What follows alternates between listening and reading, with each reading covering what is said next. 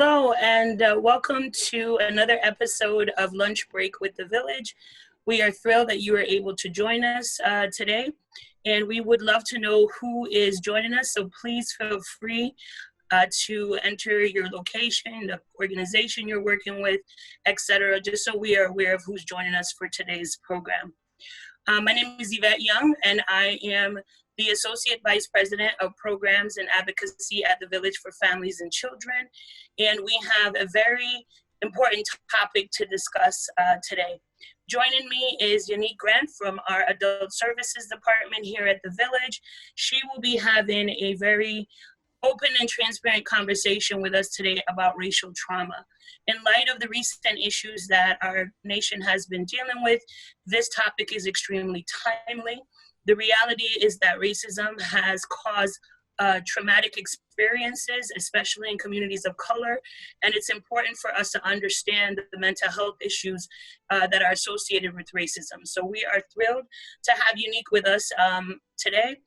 Just so I can let you guys all know, once we start the interview, you will have the opportunity to ask questions. All you would have to do is enter your questions into the chat box, and at some point we will start to take questions from the audience. So just wanted you guys to know that one logistical piece.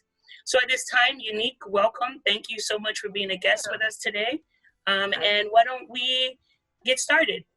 Absolutely. So I know that, you have a ton of expertise and experience working with racial trauma, which is why we asked you to join us today. Could you just start by describing or defining what racial trauma is for our audience? Yes, definitely. So when I thought of the definition of racial trauma, there were so many that came out. So what I figured it would make more sense to do is to kind of give the definition of trauma, right, which is usually a deeply distressing or disturbing experience, and then link that to the aspect of racism as we know it. So racial trauma is basically race-based stress, and it refers to the events of danger related to real or perceived. So that's extremely important to note, right? Whether the danger is right there in front of the person or it's a perceived danger, it does not make a difference, right? It's the reaction to that, to the danger that is there. And it's real or perceived experience of racial discrimination. So this can include threats of harm, injury, humiliation, shaming events, witness and harm to people who look like you, right? So that's what we've been going through a lot of recently. It can result from major experiences of racism in workplaces as well. So workplace discrimination is a big one. Hate crime, and it can also be the result of an accumulation of smaller things. So often we talk about microaggressions, and this is something that's not only in the workplace, but it's experienced everywhere. And when we talk about the accumulation of microaggressions, it becomes just as devastating and just as damaging as actually having a hate crime happen directly to you. So in short, it's kind of saying that racial trauma is such a broad term because trauma can be defined in so many different ways, but it is definitely trauma as it relates to race and race. Okay. So I think you just described a few of the symptoms. Are there additional symptoms that someone should be taken into consideration if they're questioning whether or not they are experiencing racial trauma? What should they be mindful of when they're sort of questioning that for themselves? Okay, so with this, a lot of my colleagues and I discuss this often because it can be very similar to post-traumatic stress disorder, but then in the addition of, right? And I'll get to that addition part after. So the ones that are similar to PTSD would be intrusive symptoms such as recurring memories or visual content like dreams, flashbacks, intense distress related to racism. So the psychological and the physiological stuff, which we will also discuss a bit further, right? So panic attacks. Avoidance is a very big one. So we see this one a bit more often than not these days because avoidance is the one that tends to lead to substance use, right? This idea or just numb yourself to not think about what you're going through. It can happen in the exact opposite, and I always use myself as an example of this, where avoidance can also come into play as overachieving, right? I throw myself into work because I want to keep busy. that is still avoidance. Desensitization, so we will often see people or clients kind of say, okay, well, that's not a big deal. You know, if you talk about a shooting in Hartford, oh, but it's Hartford, that's not a big deal, right? When in actuality, it's like, no, you witnessing a shooting is a huge deal. Like, that's traumatizing. There's no need to sweep it under the rug. So involuntary thought blocking, which I describe that kind of as selective amnesia in the moment and not remembering specific parts of the trauma. Negative emotional state, exaggerated beliefs of the world. So thinking that, you know, everyone's all bad, lumping people together. Perfect example of this, of the exaggerated belief would be every single police officer is bad, right? I had an experience, so now my belief is every single police officer is bad. When we know, for lack of better words, that that's not the exact truth, right? So that's what we mean by an over-exaggerated belief of self or the world. For the negative emotional state, though, what we're talking about is this feeling of being fearful and anxious all the time as it relates to the trauma, right? It affects your mood. You can be highly irritable. You become angry. You become hypervigilant. You tend to do a lot of self-destructive behavior when it comes to this, and you struggle with sleep. That's the biggest thing, right?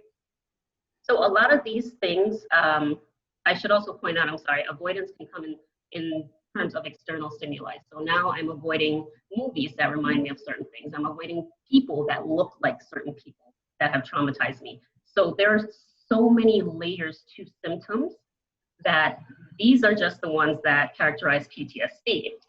I think that the ones that I kind of wanted to jump into a lot with it is the idea that on top of the PTSD related symptoms, we have all these other ones that are now additional stressors, right? And for this one, I purposely got a research paper that I did because I thought it would help with putting it into context. So a psychologist by the name of Carol, she went into different categories of racism related stress, right? And this is what categorizes our symptoms. So the first is racism related life events. So these are life events that are time limited. An example of this would be police discrimination or being discriminated during a loan or home buying process and so forth. What this means is that these situations are unlikely to occur very frequently unless you live in a specific type of environment, but they still occur, right? So that's number one. And I'm going to go through 6 of these pretty quickly. The second is vicarious racism experiences. These are the experiences that we experience through other people, such as us watching things on the media, when we're seeing all of these visuals of George Floyd and all these other people being shot. That's traumatizing. So these are the experience of prejudice and discrimination that happens to our family members, our friends, our communities. These situations tend to create anxiety and anger, and it gives us a heightened sense of vulnerability. So it leads to a lot of psychological damage. Okay. The third one would be the daily racism of microstressors, right? And the microaggressions. So these experiences are typical. Sometimes they go unnoticed, such as being overlooked in a crowd, being followed in a store because of your skin color. These experiences demoralize people of color or BIPOC, as I like to say, because we will get into the fact that it's more than one person being affected by this. And these microaggressions come from being objectified through stereotyping. So it's easy to be overlooked and minimized in the public's eyes, which makes us feel that much more dehumanizing, right? The fourth type of stress is the chronic contextualized stress. This is what we think about when we say structural racism. So it's the unequal distribution of resources, it's the limits that we face when it comes to employment, along with the limits of opportunities that we have. And these are the stressors that tend to keep people so immersed in the process of day-to-day survival mode. The fifth is collective experiences. This is distinguished, meaning it's very separate from vicarious trauma and vicarious experiences in that it doesn't involve hearing or witnessing an act of racism.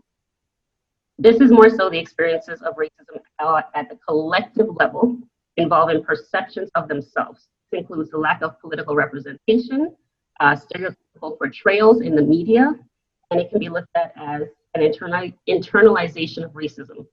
I want everyone to hold on to that term because that term is going to be really important as we go through these questions. But the lack of representation is a big part of the stress that comes with it. The last stressor is called transgenerational transmission. This I think we do get into a little bit deeper as well. So this is aspects of oppression related to historical events and how they are transmitted through generations. The history of a racial group affects the relationship between that particular group and the rest of society. So when you think about it, when we are facing racial trauma, not only are we dealing with trauma that the world is dealing with, right? Nomadic color, creed, culture, ethnicity, we are then also expected to deal with everything else that comes with color of our skin. So you've now added an additional layer of trauma to the everyday stressors of life that everyone else goes through. So those were really good stressors, and going through that and really looking at how complex of an issue this is. So when we think about all these stressors and dynamics, we think about vicarious trauma, we think about microaggressions and transgenerational, all of those issues that you brought up. Then who are the individuals who are impacted by racial trauma? Because, coming into this conversation, I think a lot of people think, is it just people of color who experience racial trauma? Or when you talk about that vicarious piece, does it open it up more to other, sort of race and ethnicities? So my answer to who is affected is a very unpopular one because my answer to that is everyone. Okay. And the reason I say everyone is because, once again, the word layers. There are layers to it, right? There are certain groups of people that are affected much, much more. And we can get into details as to why that is. But yes, for what you're saying, there are other groups that are affected, right? When we talk about racial trauma in the aspect of like just genocides that have happened, communisms that have happened, right? When you go back to studies that have been done on World War II for the Japanese Americans, it comes with that as well. So there are a lot of different, for the Latinx community, it's a lot to deal with like the immigrations that they face and the racial trauma through that. So there are different layers to it. On top of it being different layers, it's kind of the sense that, well, let's say it this way. It's why we came up with the term BIPOC, right? Which means Black, Indigenous, and people of color. People of color can refer to a variety. It can refer to Hispanics who do not identify themselves as Black Hispanics. They just identify themselves as a person of color. So we purposely framed it in that sense to recognize now that, hey, when we talk about racism, when we talk about racial trauma, there are a lot of people being affected by this. So one of the things I was going to say is that racial trauma tends to carry with it physiological and psychological effects. So several racial traumas affect us, such as, like I said, the hypervigilance to threat, flashbacks, nightmares, and all of that. And although that racial trauma exhibits these similarities, it's very different from PTSD in the fact that we are experiencing it ongoing. So it's an ongoing layer of it. So when we talk about who is affected, what we're looking at is that frequency piece. So I'm not sure if anyone out there has seen this. It's a YouTube video that talks about microaggressions, and it kind of relates it to a mosquito bite. Yes, I've seen that. I think it was the perfect way to talk about it because that's exactly what it is. There are some people that are being bit by mosquitoes a lot more often. So if you're bit here and there, it doesn't bother you as much. You know what I mean? You hit it off. But when you are a specific group, you are constantly being bitten. So now you're extra frustrated. You're extra angry. It becomes that much more exhausting. So even though there are Latinx being absolutely affected by this, Indigenous people being affected by this, Asian Americans, actually, I had a conversation with one of my friends, and she was going in detail of how they are affected as well. And what we've come to the conclusion of realizing is anyone that is not white is affected by this. You just get affected a lot more the further you are away from what is considered the status quo, right? So what is considered normal based on how white Europeans have constructed that idea of normal. So Okay. when you look a little closer to being white, you don't get affected as much. When you act a little closer to being what is considered European white, you don't get it as much, right? So that's why Black people tend to have it a lot harder, because we are a lot further from that in terms of looks, in terms of our ways, everything underneath that. Okay, that makes a lot of sense, right? Because the construct was developed for one group of individuals to have privilege and power and access, and Yep. for another group of individuals to not, right? And to be Right. sort of marginalized and to be oppressed. So it makes sense if you're looking at, racism on a spectrum of color, that the darker you are, the more oppressed you will likely be in our current day society. Okay. Absolutely. So as we, talk through, we kind of have a sense of how impactful racial trauma can be on all communities, not just communities of color. Talk to us a little bit about, the mental health impact and the physical impact of racial trauma on individuals. Right. So with the mental health piece, and actually I probably should have noted this before, because I know that a lot of people don't like to hear it, but I think it's necessary in terms of non-Black individuals being affected by this and how they are affected by it. They're affected by it in the sense of, if we were to look at mental health, and I happen to be a white clinician, I'm now seeing an influx because of what's happening in the climate of our world right now. I'm seeing an influx in my clients. I'm seeing an increase in the trauma that my clients are experiencing.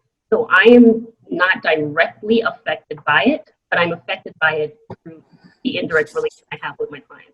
The same thing happens with doctors that are not Black or not BIPOC. The same thing happens with speakers and politicians who are doing their own thing and realizing that there's now an influx of other things that is weighing down on them. That's going to get into why it's really important for them to take note. So we'll get to that in the end a little bit. In terms of the physical aspect of things, I think that Dr. Nadia Burke, I think it's Nadia Burke Harris, I'm not sure, but she's a Surgeon General in California. And she speaks a lot about the effects that the ACEs, right? So the adverse childhood experiences, right? The adverse childhood experiences and how it affects children and their health later on. She has made a direct relation to that. If you look at it from that lens, there is no reason why it's not clearly shown that as children or people of color or BIPOC people continue to go through these things, their health is affected in a detrimental way. Like, I know that one thing I printed out was kind of Maslow's hierarchy of needs, right? Let's keep it very basic. With the Maslow's hierarchy of needs, it's clear that if the physiological piece and the safety is not there, you can't really attain anything else. So if we are looking to the point of having people that do not feel safe where they are, do not feel safe in the community that they are in, that is directly affecting their health. That is affecting how they show up in every single way. The ACEs, so the adverse childhood experiences, literally tells you that. It says that if you do not have a childhood where the trauma is addressed, it leads to social, emotional, and cognitive impairments. It leads to adoption of health risk behaviors. That then leads to disease, disability, and social problems. And all of this in total leads to early death. So it's a continuum. And these things are absolutely affecting. If you want to go backwards and kind of keep it with layman terms, right, and look at the fact that when you're going through a trauma, we'll use any trauma at this point, when you're affected by something, your heart starts to beat, right? So now you're having heart palpitations. You're feeling stuck. You're feeling lost. You're ending up in panic attacks. You're getting increased migraines or headaches. If you happen to be someone who tends to binge eat when they're stressed, you're now binge eating or doing the complete opposite. You're not eating enough. There are so many layers to how it affects you physiologically. Okay, so let me summarize a little bit of what you're saying for the audience, as well as, inform those of you viewing with us. We're going to be taking questions from the audience now, so please write your questions in the chat or comment box so that we can get some of your question asked as we come to the close of our session in the next 10 minutes. So pretty much what we talked about in the last few minutes is around the impact on mental health and physical health. And Yanique did a great job talking about Maslow's hierarchy of needs, and the fact that if your basic needs are not met, it's harder for you to move up that chain to get to that self-actualization point of the process, and how when racial trauma is experienced by individuals, oftentimes some of those basic needs issue because of systemic oppressions and racism are not met in some communities, and that has an impact. Then it has an impact on your ACE score, which is the adverse childhood experiences and disadvantages and trauma that you experience, sort of compounds your ability to function optimally in society, and how that leads to mental health and physical health issues in individuals that are experiencing this level of racial trauma. So the impact is tremendous. And as you said, the impact is there for everyone, but especially in communities of color, you see that impact even more because of some of the systemic issues that communities of color are dealing with on a daily basis, whether it's the disparities that exist in our health system, whether it's the disparities that exist in the educational system, whether it's the issue of unemployment. I know during COVID, we've recently had to deal with the issue of essential workers. And who are the individuals who fall into those categories. And usually, especially in certain positions, it's people of color. And so the exposure and risk to them in the community. And so how that can compound mental health issues and physical health issues for communities of color. So why don't we try it again? If you have a question, please put it in the chat box so that, Yanique can have an opportunity. I forgot to mention in the beginning, but I think many of you are aware, this is a two-part series. This is a complex issue. We haven't even scratched the surface yet of all the questions that we can discuss today. So I know that we won't get to everything today, but we do have a part 2 that will be coming up in July on the 2nd. So we'll make sure that we capture as much information as we can in that particular final session. But Yanique, while we're waiting for questions to come in, what are some of the resonating effects on communities? So we've talked about the impact on individuals, but what are you seeing, or does the research indicate about the impact of communities of individuals? Right, so in terms of that, and I'm actually going to link both the question you just asked about the health to that, because I think that it's important to note that a lot of people are not being treated for this because of lack of awareness. So most of the time we're not treated because it isn't always asked, right? When you go to a doctor and when you go to mental health clinicians, it's not always asked about the race and how that plays a part, whether it's the person's uncomfortable asking it or not, but that's really important to note. The approach leaves, these approaches leaves clinicians and doctors kind of ill-equipped to have conversations. So that's kind of another reason why I think that it's really important for us to have these conversations and be aware of it. But with the effects of communities, that gets to a deeper level of our communities are policed differently, number one, right? The policing in our neighborhoods are done differently. So that's an absolutely resonating effect on communities. Not only is policing done differently, I know a holistic coach that I was speaking to earlier today brought up the fact that the legacy of being unemployed or underemployed then affects the family dynamics in so many ways, right? You have lack of resources. And then with the lack of resources, that then leads to extra stress that the individual has to take on. It leads to the mothers having to take on so much more responsibilities. And then that leads to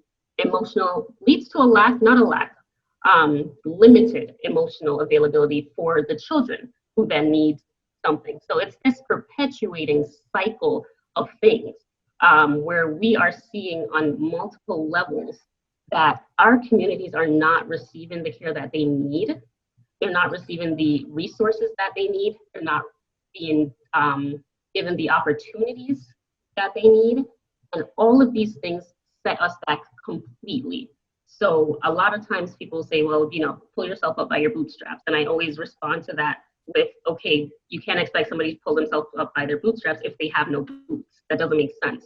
So it's a complete separation of what has been given to one, group of people compared to what has been given to another. So that second group now has to work extra hard just to get to a point of saying, okay, I can breathe now, and I can finally see the resources that the other side was given since birth. Mm-hmm. So we have 2 questions that have come in, which is kind of perfect timing because we'll do these 2 questions and then we'll start wrapping up this particular session. So one of the questions is around transgenerational trauma and the impact that that creates. So how do folks sort of reverse the impact of that transgenerational trauma for individuals who, you know, because the issue of slavery and oppression is centuries, right, old, and so it is passing from one generation to the other. There's periods of time where people may feel that things have gotten better, but then we see these spikes like we're seeing right now, where the racial injustices are just very evident and sort of overt and in your face. So how does families, you know, deal with these issues when it's a generational issue? So I'm going to, number one, point that person for a specific resource of post-traumatic slave syndrome, which is by Dr. Joy Leary. Yes, but I wanted to give that person a resource of looking into post-traumatic slave syndrome by Dr. Joy Leary. And it talks a lot about the baseline of that. But in looking at that, what it is exposure. I think exposure is a big piece of this, and that village mentality we tend to have. You can't achieve what you don't know, right? Okay. You don't know what you don't know. So in exposing yourself to different areas and breaking cycles of traditions that have come before you, right? Which is, okay, how can I break this cycle of not having generational wealth? Let me research and look into how to do that. As much as it sucks to say, it really takes work because it's a lot of research that needs to get done because we weren't handed these things before. We weren't taught these things in school before like other people were. So we now have to do our research. But that's where the village mentality can come in, which is, I know this, so I'm going to pass it on to this person so that they can educate their circle and then pass it on to someone else. Okay, so the last question I'm going to ask you, and it's a good question. I think it's been coming up a lot in social media and conversations people are having. You know, and this is a parent question, how do I be an anti-racist parent and not an inclusion parent? Is there any advice that you can offer around that piece? So the news is we actually have a lot of resources that we're offering at the end of this with books that can be read to literally bring your child into the fold age appropriately as to what they need to know about race. I would say everything regarding parenting has to be age appropriate. That's number one. But shielding them from it is not a good thing either. That then goes into the line of people developing the mentality that saying, I don't see color is a good thing, right? And turning that blind eye. And that's actually the complete opposite, which is not a good thing at all, because then if you say you don't see color, what you're saying is you don't see me. Mm-hmm. You don't see the parts of me that make up my personality, my culture, my ethnicity, the things that I love. It is the exact same thing. So in teaching your children to actually accept and enjoy diversity and dive into, you know, all the different things that comes with everyone in the world, that alone starts off the conversation. Excellent. So thank you so much, Yanique. We're at the last few seconds of our broadcast. I look forward to our next session on July 2nd. For our audience, if you had questions today we weren't able to get to, don't worry about it. We will make sure we address them in our part 2. If you think of questions between now and our second session, you can always email communications at the Village with your questions, and we'll make sure we address them, whether it's in part 2 or we just reply immediately with a response. As Yanique mentioned, there's going to be a ton of resources we're making available to our audience members as well, so that you can, you know, get additional resources on parenting and talking to kids about issues of race, how to deal with racial trauma, how to help your children or yourself if you're experiencing symptoms related to racial trauma. So definitely a lot of resources. These resources will be made available on our website. Lunch Break has its own landing page that will give you resources and episodes from previous broadcasts, So make sure you check that out so you can get the resources that you need for yourself and for your family. Also, please visit the Village on Facebook, LinkedIn, Instagram, and our webpage for additional information. We offer a lot of services and supports to the community. We are here to support our community. These are very difficult times. These are times that are wearing on people's mental health. Racism is a public health issue, and we're seeing the impact of that in communities of color. And we want folks to know that we're here to support you. If you are from a non-community of color, if you're a white individual and you're experiencing some vicarious trauma as a result of what you're seeing and the broadcast and the conversations, and you need support, we are here for you as well. The reality is that as a community, we have to get through this, we have to heal from this, and we have to do better. But everyone deserves to have the help and support that they need. So know that we're here for you and we're here to support you. So until July 2nd, which is our next broadcast, we thank you so much for joining us. And until then, be well. Thank you so much. Take care. Thank you, guys. Thank you, Yanique. You're welcome.